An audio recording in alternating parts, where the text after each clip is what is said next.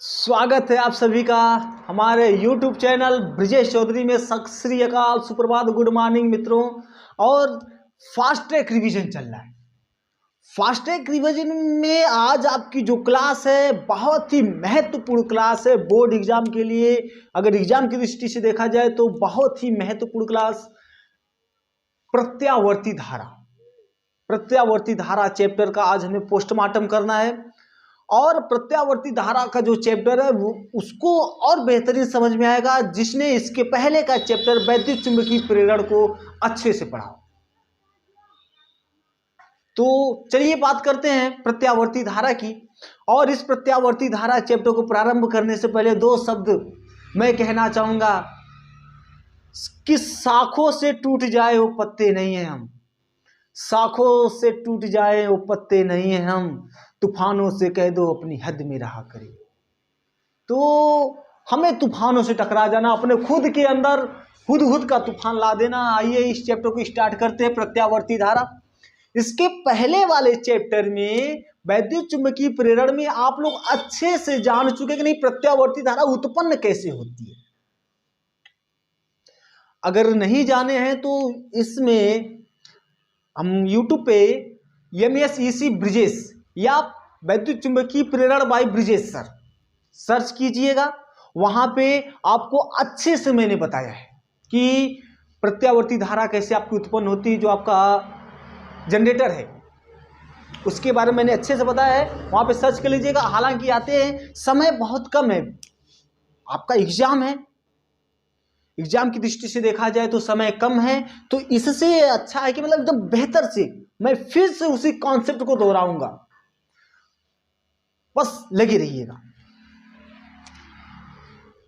देखिए एक बात और, जो आपका प्रत्यावर्ती धारा इसको एकदम समझने की कोशिश कीजिए, क्योंकि इसमें आपके अवकलन समाकलन और जो भी है इसमें अवकलन समाकलन का बहुत ज्यादा उपयोग है। तो मैथ वाले बच्चे तो हालांकि उनके लिए तो कोई दिक्कत नहीं, लेकिन बायो वाले के लिए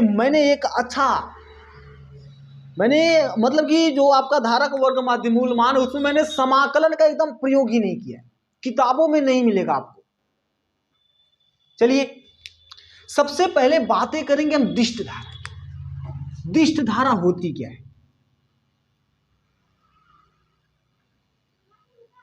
दिष्ट धारा डायरेक्ट करंट कहते हैं।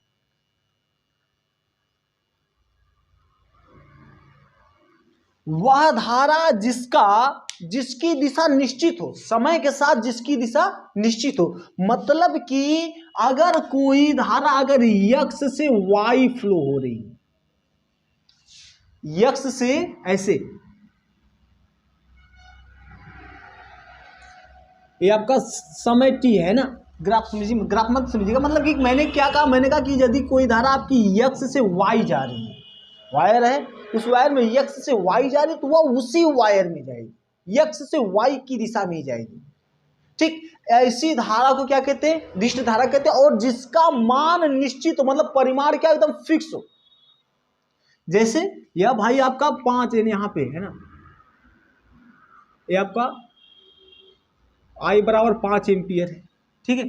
टी बराबर यदि हम 1 ले ले, समय बराबर आपका 1 ले ले, 1 सेकंड ले ले, तो 1 सेकंड में भी आप 5 एम्पियर है। फिर अगले सेकंड ले ले तो इसमें भी आपका धारा का जो परिमाण क्या हो जाएगा भाई, 5 एम्पियर होगा, और एक ही दिशा। मतलब कुल मिलाकर कहने का मतलब कि वह धारा जिसका परिमाण तथा दिशा क्या हो, निश्चित हो, उस धारा को हम कहते हैं दिष्ट धारा। ठीक है, अगर यक्स से वाई में जा रहा है तो यक्स से वाई की दिशा में ही जाएगा। ये तो आपकी दिष्ट धारा है। अब प्रत्यावर्ती धारा के बारे में समझ लेते हैं। प्रत्यावर्ती धारा, प्रत्यावर्ती धारा का मतलब कि समय के साथ दिशा और परिमाण बदलते रहते हैं।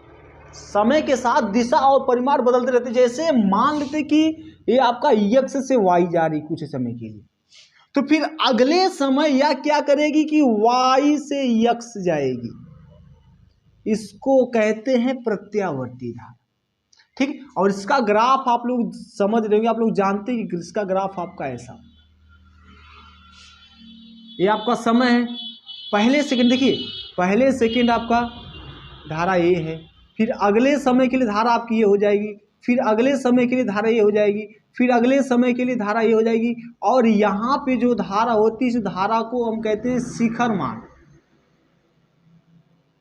ये शिखर मान, ठीक है, ये आपका शिखर मान है। यहां तक बातें बेस क्लियर हो गया। अब चलते हैं जो हमें करना है। आप लोग को याद होगा कि आप लोगों ने इसके पहले वाला जो चैप्टर, उस चैप्टर में आप लोगों ने पढ़ा है कि बोल्टता का ताक्षणिक मान। ये भाई बोल्टता का ताक्षणिक मान,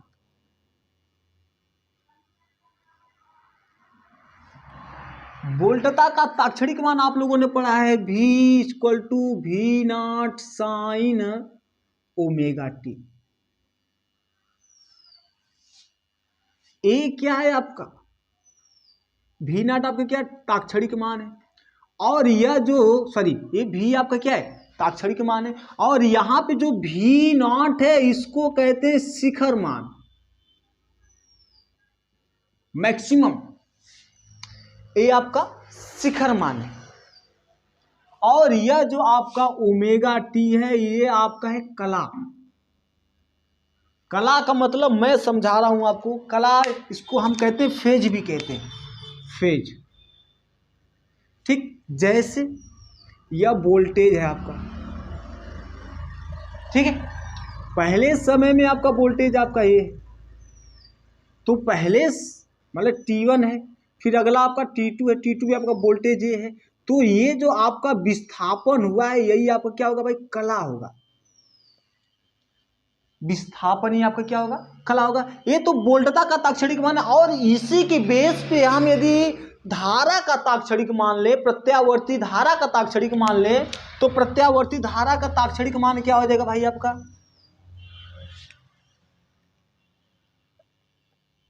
धारा का ताक्षणिक मान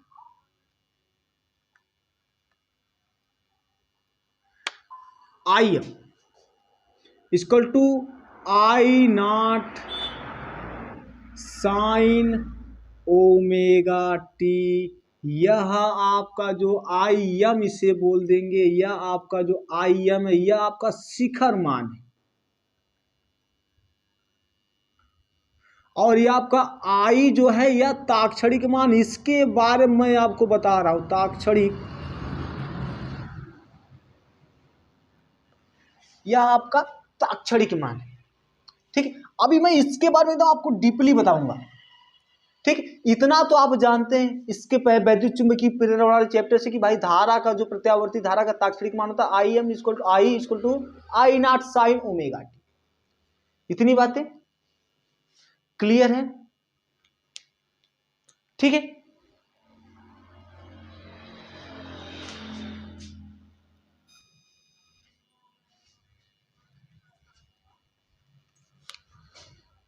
अब बातें करते हैं पोस्टमार्टम की।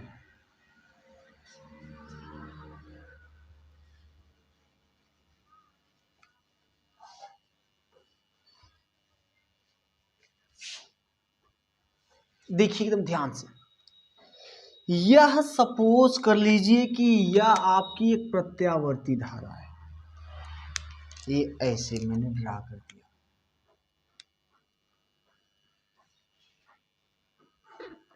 ये आपका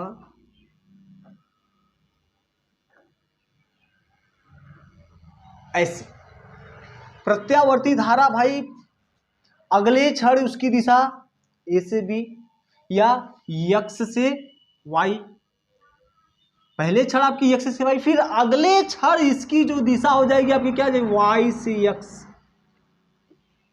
ठीक है।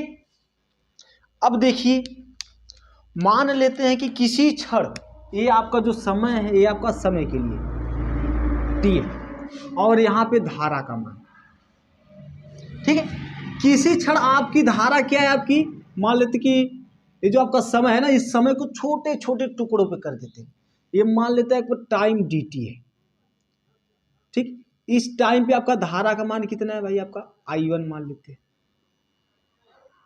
I1, तो आपका हो जाएगा ऐसा। फिर अगले क्षण के लिए आपका जो धारा है वो आपकी भाई अगला क्षण आपका dt, फिर अगले क्षण भी आपकी जो धारा है वो आपकी क्या है I2 मान लेते हैं।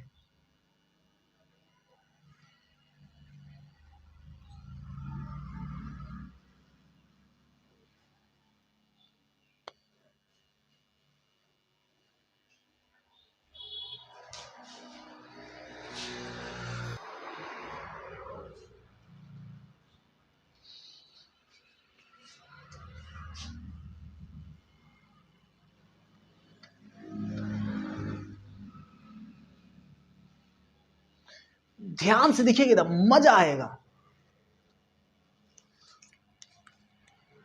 देखिए यह आपका है भाई प्रत्यावर्ती धारा, प्रत्यावर्ती धारा है, ठीक। और यह भाई ले लेते हैं आप पूरा का पूरा समय, मतलब यहां से यहां तक का समय आपको भाई लगा है t, ठीक है। हम ताक्षणिक की बात करते हैं। ताक्षणिक मतलब कि मैंने आपसे कहा भाई जैसे जैसे समय क्रॉस होता है धारा का मान आपका क्या बदलता रहता है, परिमाण आपका क्या रहता है बदलता रहता है। मान लेते हैं कि पहला आपका समय है ना अति सूक्ष्म समय आप dt ले रहे हैं, तो dt में आपका जो धारा का मान है यह आपका यहाँ पे, ये मान लेते हैं कि आपका जो धारा है वो आपकी क्या I1 है, ठीक है। और अगले समय आपका अगले कुछ समय थोड़े से समय पश्चात ये जो धारा है आपकी यहाँ पे धारा आपकी क्या भाई ये आपका क्या है I2 मान लेते हैं, ठीक है। फिर अगले समय आपकी धारा क्या है आपकी अगला समय dt, ये आपकी धारा क्या है I3, ठीक है। फिर अगले समय आपकी धारा हो जा रही है आपकी I4, ये आपका dt ले रहे हैं। समय समय पे धारा आपकी बदल रही है I4 पे। फिर अगले समय यह आपका जो धारा मैक्सिमम, ये आपकी धारा क्या हो जा रही है मैक्सिमम हो जा रही है, ये आपका I5 है। और यही जो होता है इसी को हम कहते हैं धारा का महत्तम मान या शिखर मान। यहां जो धारा आपकी I5 है इसी को क्या बोलते हैं धारा का मैक्सिमम वैल्यू, महत्तम मान बोलते, शिखर मान बोलते। तो मेरे कहने का मतलब मैंने आपसे क्या प्रत्यावर्ती धारा पहले समय में, पहले dt समय में यह धारा आपकी क्या I1 है, फिर अगले dt के में अगले अति सूक्ष्म समय में यह धारा आपकी क्या I2 है, फिर अगले समय में धारा आपकी I3, फिर अगले समय में धारा आपकी I4, फिर अगले समय में आपका धारा क्या I5। इतनी बातें, ठीक, एकदम बात एकदम समझिएगा, ठीक है। और मान लेते कि भाई यह आपका यन ऐसे ऐसे आपके यन भाग हो रहे हैं, ठीक, dt dt dt dt dt, और यहां से यहां तक आपका भाई पूरा जो समय आपका t है, तो क्या हो जाएगा यन dt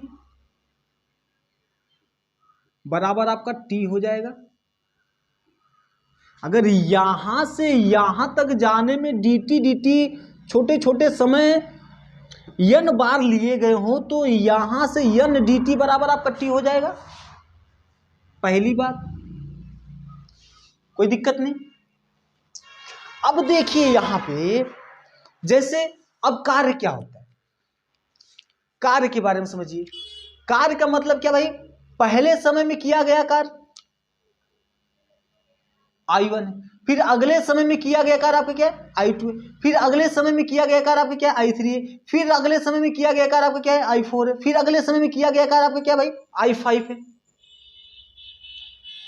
कार्य मतलब भाई पहले dt समय में कार्य कितना हो रहा है I1 हो रहा है, अगले dt समय में कार्य कितना हो रहा है I2 हो रहा है। मतलब कि ये धारा आपकी भाई बढ़ रही है जो भी हो रही, तो यह तो किया गया कार्य होगा।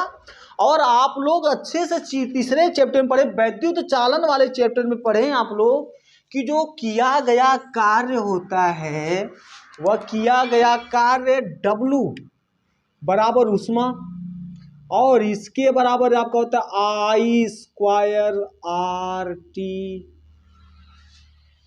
ऐसा जो किया गया कार्य होता है I² RT के बराबर होता है। अब यहां पे समझिए पहले समय में अगर dt समय की बात की तो dt समय में किया गया कार्य मतलब कि धारा कितनी है आपकी I1 है। फिर अगले dt समय में धारा क्या आपकी I2 है। फिर अगले dt समय में धारा आपकी क्या भाई I3। मतलब समय के साथ धारा का मान क्या हो रहा है परिवर्तित हो रहा है, बदल रहा है। मक्खन एकदम मैं कर दूंगा। मैंने आपसे क्या कहा कि ये जो आपका dt है पहले समय में धारा आपकी I1 है, अगले समय में धारा आपकी I2 है, फिर अगले समय में धारा आपकी I3। ऐसे मान धीरे धीरे परिवर्तित हो रहा है। ठीक है, अब तो इसके द्वारा मतलब कि इस धारा के द्वारा किया गया कार्य क्या हो जाएगा भाई आपका I स्क्वायर RT। तब यह W बराबर आपका हो जाएगा क्या हो जाएगा भाई I पहले के लिए पहले dt में क्या हो जाएगा भाई आपका I1 स्क्वायर R dt। फिर क्या हो जाएगा I2 स्क्वायर R dt।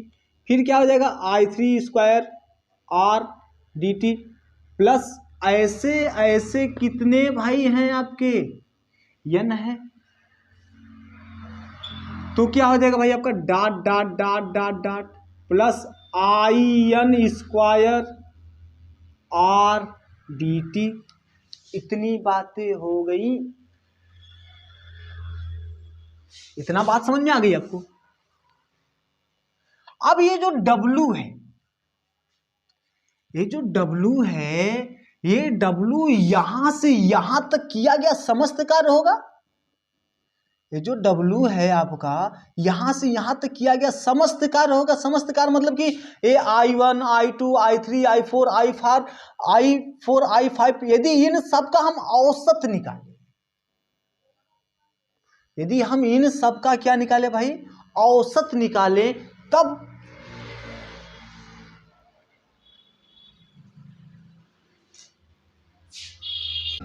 औसत का मतलब समझिए। औसत का मतलब क्या है, औसत का मतलब क्या है। अब देखो यहां पहले मेरी बात समझना है ना। ये देखो भाई या पहली मतलब इसके द्वारा मतलब पहले समय में किया गया कार्य क्या है, ये जो आपका W है, W आपका संपूर्ण कार्य है। संपूर्ण कार्य का मतलब एक मिनट थोड़ा सा पहले समझना, बैक में चलते हैं। ये मान लेते हैं कि भाई ये जो आपका यहां पे ये आपका क्या है W1 छोटा सा कार्य होगा। W1 क्या होगा भाई आपका I1 स्क्वायर R dt। पहले से इसको भी मैं भूल जाता हूं, अभी मैं इसको भूल जा रहा हूं। ठीक है, इसको एक मिनट एकदम भूल जाइए, अब छोड़ देते। हमने क्या सीखा, हम क्या कह रहे हैं। मैंने आपसे कहा कि इतना पहले समय में ये करंट आपका इतना गया तो किया गया कार्य आपका क्या हो जाएगा, किया गया कार्य आपका इसके द्वारा हो जाएगा I स्क्वायर। पहले dt में आपकी धारा क्या है I1 R dt। फिर dW2 अति सूक्ष्म समय में अति सूक्ष्म कार्य किया जाएगा, dWt बराबर क्या हो जाएगा I2 स्क्वायर R dt। ठीक है, फिर dW3 बराबर I3 स्क्वायर R dt। ऐसे ऐसे कितने हैं भाई आपके n, ये जो आपका समय है t आपका n भागों में है, तो आपका dWn क्या हो जाएगा dWn बराबर आपका हो जाएगा IN स्क्वायर R dt। इतना हो जाएगा। बात समझिएगा, पहले समय में किया गया कार्य आपका dWn, अगले समय में किया गया कार्य dW2, अगले समय में किया गया कार्य dW3 और अंतिम समय में किया गया कार्य आपका dWn। अगर मैं इन सब को जोड़ दूं, ये आपके छोटे छोटे छोटे छोटे कार्य, अगर मैं इन सब को जोड़ दूं तो हम क्या W लिख सकते हैं। मैंने इन सबको जोड़ दिया, इन सबको जोड़ देंगे तो आप W लिख सकते हैं। पहला आपका I1 स्क्वायर RT, अगला आपका I2 स्क्वायर RT, फिर अगला आपका I3 स्क्वायर RT प्लस अंतिमो आपका IN स्क्वायर RT। ये बातें समझ में आ गई। ठीक, कोई दिक्कत।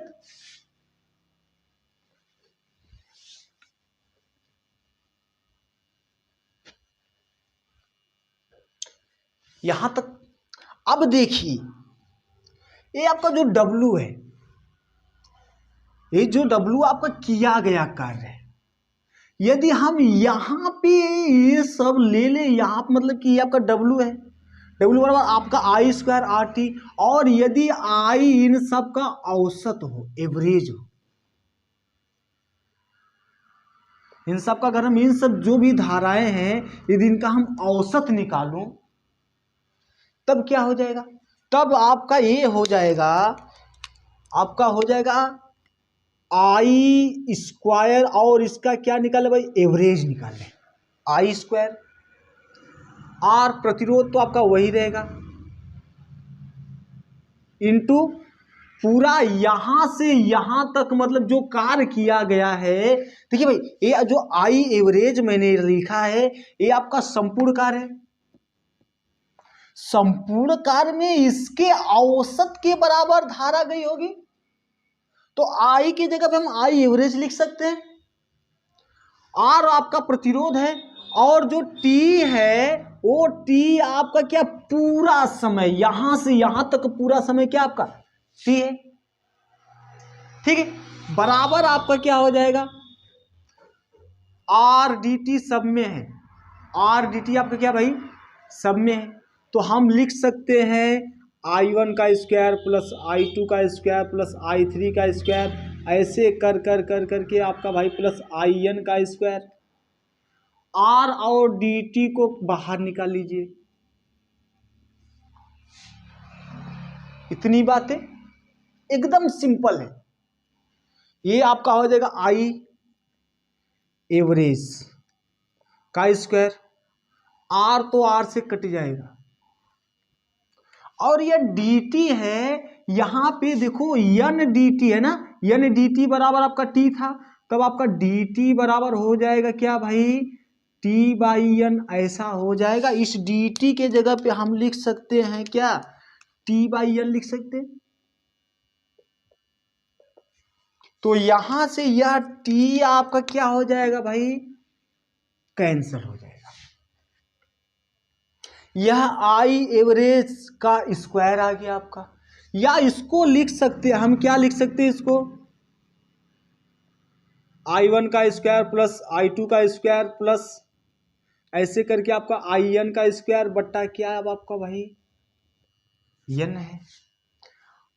अब इसका मतलब क्या है, इसका मतलब ये है कि I1 plus I2 plus I3 plus I4 plus I5, ये इन सब के बट्टे क्या है आपका n है, मतलब कि हम इसका क्या निकाल लेते हैं, औसत निकाल लेते हैं।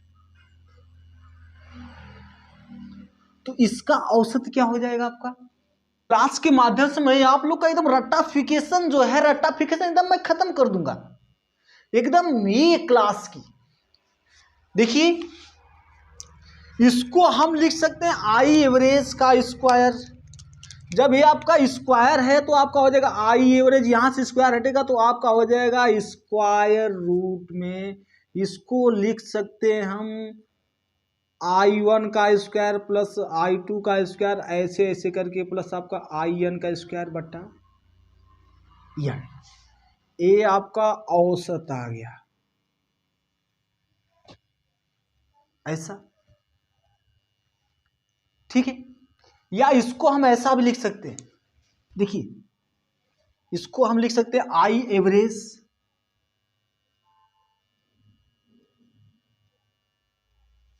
या I1 I2 I3 I4, ये है क्या, ये देखो I1 क्या ताक्षणिक मान है, I2 क्या है ताक्षणिक मान है, I3 क्या है ताक्षणिक मान है, I4 क्या है ताक्षणिक मान, और I5 क्या है, ये सब आपका ताक्षणिक मान है, और इसके बट्टे यानी आपका n बार गया होगा, तो यह आपका क्या है भाई, आपका माध्य आया, और माध्य को हम ऐसे लिखते हैं, ये आपका ताक्षणिक मान है, इसको हम ऐसे लिख सकते हैं आई का स्क्वायर,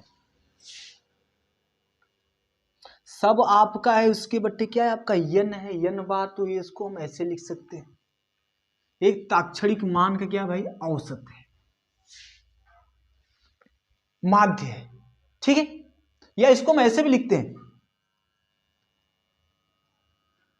आई का स्क्वायर, ये आपका ऐसे ऐसे लिखते हैं, ठीक है, धारा का ताक्षणिक मान का माध्य। अब देखिए यहां से जो आपका ताक्षणिक मान होता है I equal to I m sine omega t, या आप जानते हैं I equal to I naught sine omega t. हमें ज्ञात क्या करना है, प्रत्यावर्ती धारा का वर्ग माध्य मूल मान, रूट मीन स्क्वायर, ये हमें ज्ञात करना है।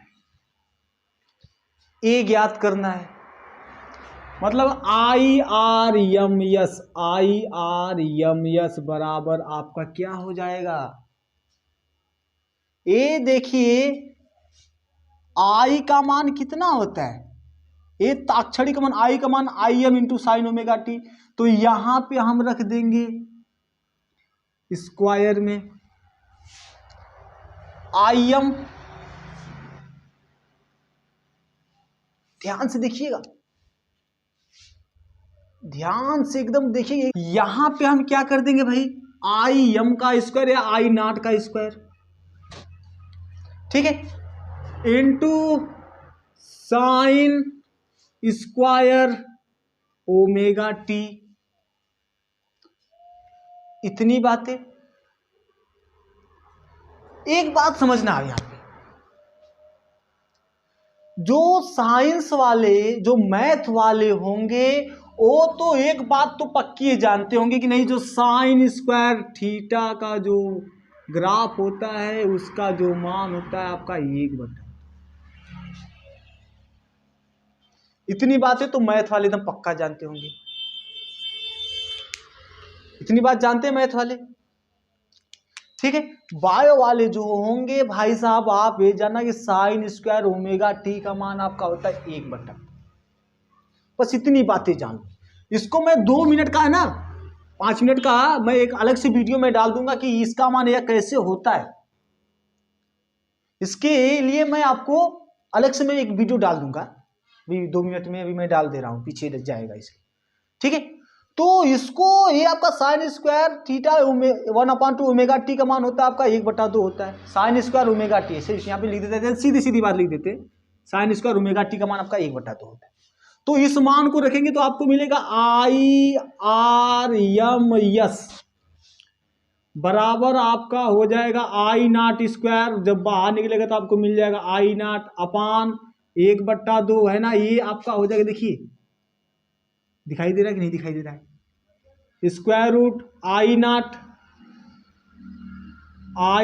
स्क्वायर और 1/2, इसका आपका स्क्वायर रूट करेंगे तो आपका हो जाएगा, नीचे आपको मिलेगा करड़ी में 2।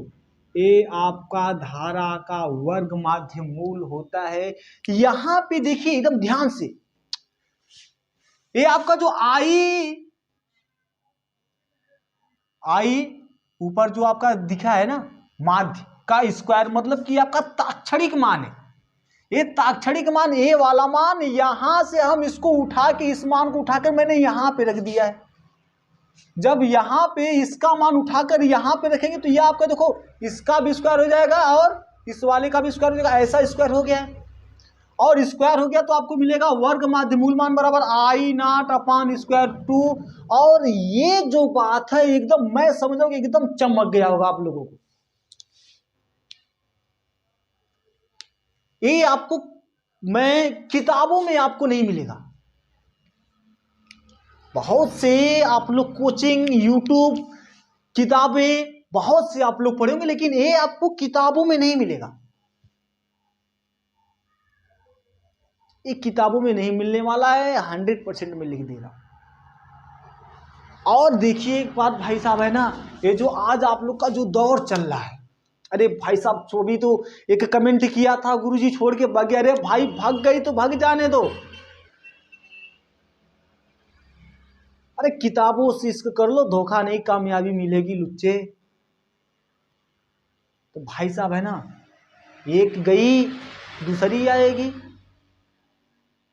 साखो कैसे कहते हैं ना कि आसमां में एक तारा टूटने से फलक सूना नहीं होता है। भाई साहब है ना, पढ़ लो, बहुत आएंगी, 36 आएंगी, 36 जाएंगी, है ना, आ जाते हैं। तो ये आपका प्रत्यावर्ती धारा का वर्ग माध्य मूल मान आपका इतना एकदम सिंपल है।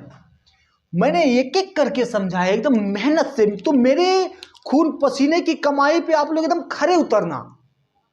जितना मेहनत मैं कर रहा हूं आप लोग के लिए, उतना मेहनत आप लोग खुद के लिए करो। मैं कह रहा हूं सफलता नहीं कामयाबी मिलेगी। ठीक है, ये आपका धारा का वर्ग माध्य मूल मान। अगर फिर से मैं समझाना हो तो फिर से समझ लो, फिर से देखो बेटे, ये आपका जो धारा पहले समय के लिए, या देखो धारा का मान आपको मैंने कहा जो प्रत्यावर्ती धारा होती है आपका समय समय बदलता है। तो पहले समय में आपका धारा का मान I1, अगले समय में धारा का मान I2, अगले समय में आपका धारा का मान I3, फिर अगले समय में धारा, ऐसे करके करके आपका क्या भाई n है। ठीक है, और इन सब के द्वारा अगर पहले I1 के लिए किया गया कार्य W1 हो, I2 के लिए किया गया कार्य आपका W2 हो, और I3 के लिए W3 हो, और ऐसे ऐसे आपका IN होगा, उसके लिए कार्य आपका क्या होगा, WN होगा। यदि उन सबको जोड़ दिया जाए, उन सब कार्यों को जोड़ दिया जाए तो भाई साहब एक कैपिटल वाला W मिल जाएगा, ये वाला। और उसको मैंने क्या किया, इसको मैंने जोड़ दिया, और यह जो आपका कैपिटल W है यह सभी धाराओं की औसत के बराबर होगा। तो यहां पे I एवरेज का स्क्वायर प्लस R प्रतिरोध तो आपका फिक्स है, एक ही तार होगा, और T। ठीक है,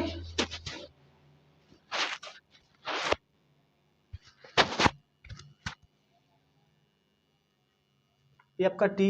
माइक से पानी आ रहा है भाई साहब, पता नहीं क्यों। आवाज आ रही कि नहीं आ रही है? आ रही होगी, आ रही है, चेक करके बताना थोड़ा तो।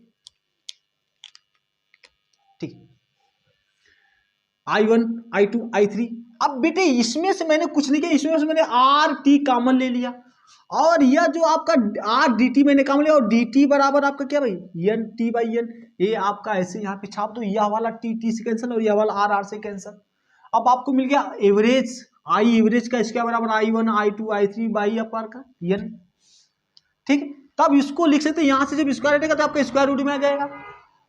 और यह ध्यान देना, यह जो I1, I2, I3 ये क्या आपका ताक्षणिक मान है, किसी समय का मान है भाई। dt समय पे अगले dt समय पे इतना, अगले dt समय पे इतना है, तो आपका ताक्षणिक मान इसे कहेंगे ना। ठीक है, तब यह आपका हो जाएगा I एवरेज इक्वल टू, इसका निकालेंगे हम माध्य। जब इसका माध्य निकालेंगे तो हम इसको ऐसा लिख सकते हैं, ऐसा। तो आप अब ये तो औसत निकल गया, आपको निकालना प्रत्यावर्ती धारा का वर्ग माध्य मूल मान, root mean square, value of alternating current IREMS बराबर इस वाले का मान यहां से उठा के ऐसे रख देंगे, और आपको निकल के आएगा IREMS equal to I0 upon square root 2। अब आगे हम बातें करेंगे इससे महत्वपूर्ण, ये जो डेरिवेशन आपका इंपॉर्टेंट, मोस्ट इंपॉर्टेंट डेरिवेशन है। आगे की बातें आप लोगों से बहुत ही महत्वपूर्ण बातें हैं, कंटिन्यू क्लास चलेगी। जो रिवीजन है आपका, फास्ट ट्रैक रिवीजन की क्लास आपकी कंटिन्यू चलेगी।